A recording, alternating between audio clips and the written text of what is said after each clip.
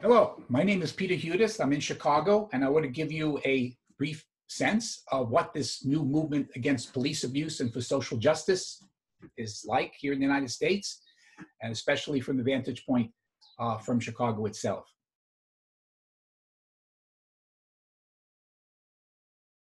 I want to begin with the question of how today's movements relate to earlier anti-colonial or anti-racist movements. These movements always emphasized that the key to racism is treating another person as an object, as a thing. That is, when a person is viewed through a racialized lens, they're not seen as a person. They are actually simply viewed as an object that can easily be discarded.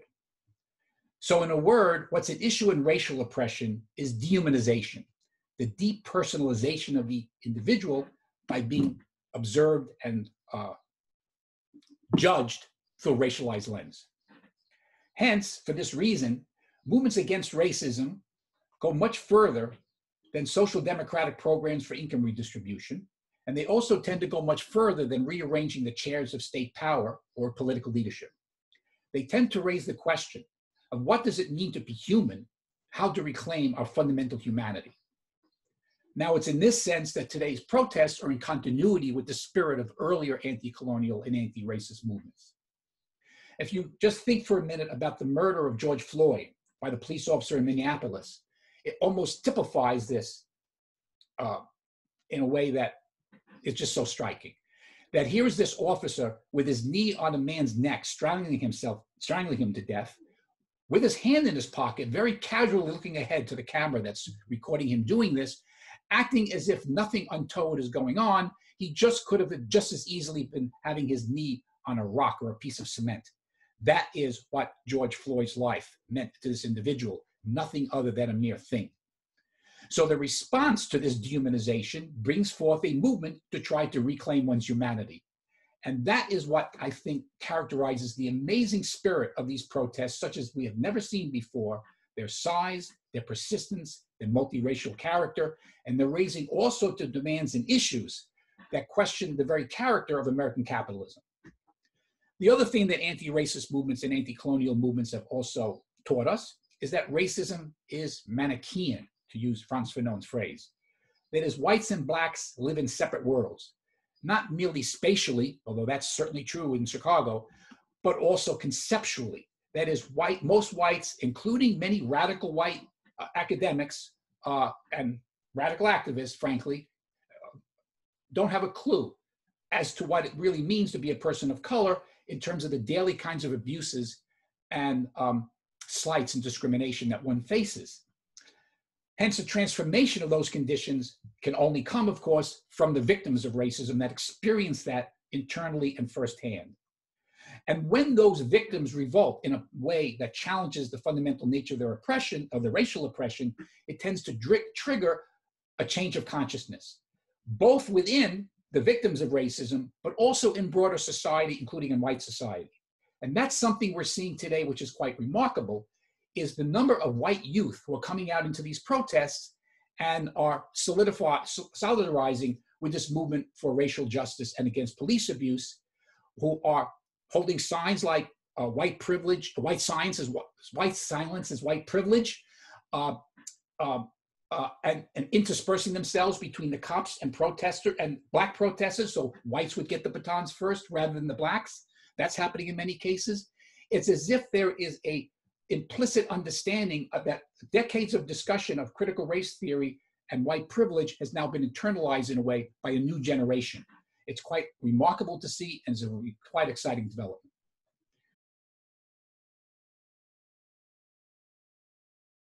Now, the second point I want to take up is the question of class and race.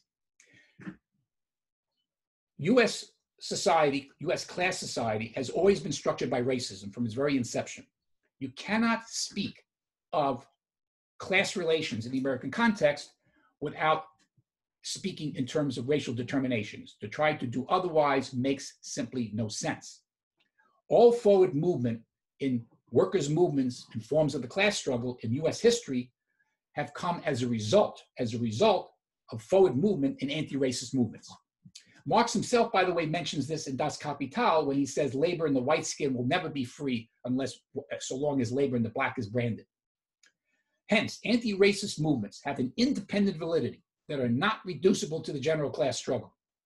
Even those movements that do not have an immediate working class character, insofar as they're anti-racist movements, they shape up US society in such a way that the general class struggle cannot, given the fact that class relations themselves are structured along racial lines that include many white workers having a stake in the system because of their racial position in society.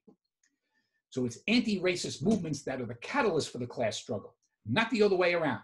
It's not class first in America. Class is a result, or class consciousness is a result of heightened levels of racial, and I would add gender consciousness. Now, if you look at these rallies in Chicago, at least, and certainly elsewhere in the country, it's very clear that most people who are involved in this movement are working class people.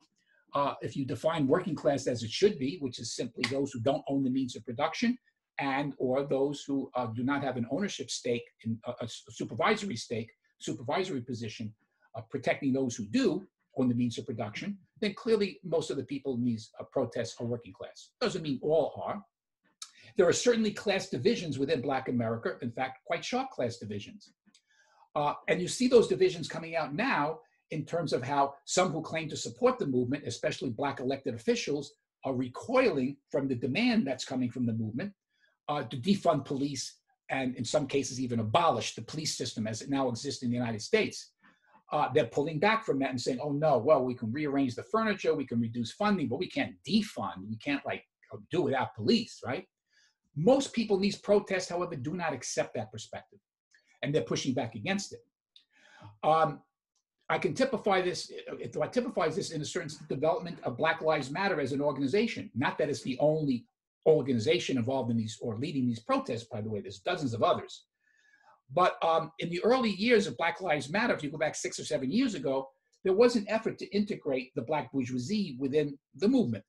But today you see harsh attacks on liberal elites and Black celebrities by those within the movement. They're raising more of a class analysis within Black Lives Matter itself. And I think that that's why it's justified to consider this more in the way of an anti-capitalist, multiracial uprising that we're seeing in the United States today.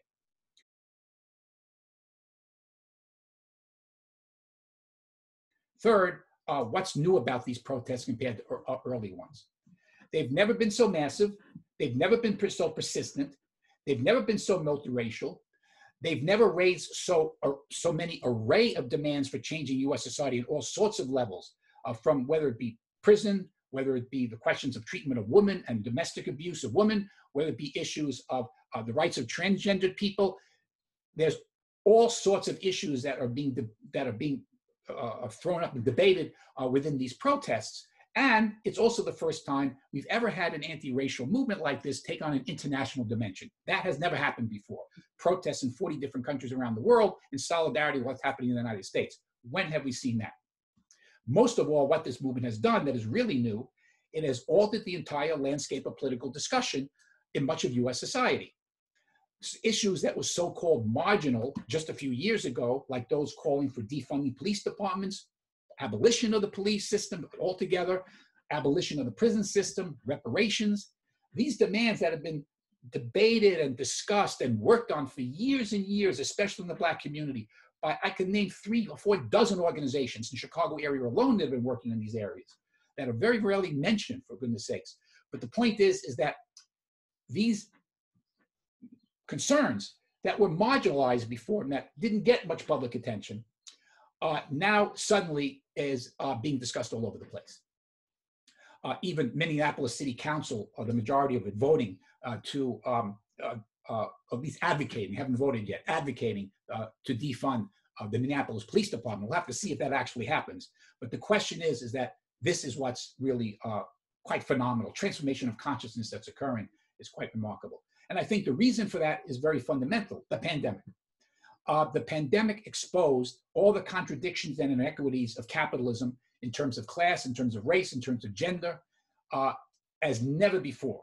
And we now have a new generation that has experienced this and can see it very clearly. The Pandora's box is open. a whole new generation of people, white and black and Latinx, don't believe in the system anymore. They don't even really believe that the elections will solve much of anything, although everybody in the protests is against Trump, of course. You see not a single banner, not a single poster. I haven't seen even anybody handing out a leaflet discussing the upcoming presidential elections. You never hear the name of Joe Biden so much as mentioned. Not because people think the elections don't count at all, but because they don't think it counts when it comes to transforming the fundamental nature of US society, which is what this multiracial working class movement that's arisen in America with an anti-capitalist dimension has now put forth. Thanks.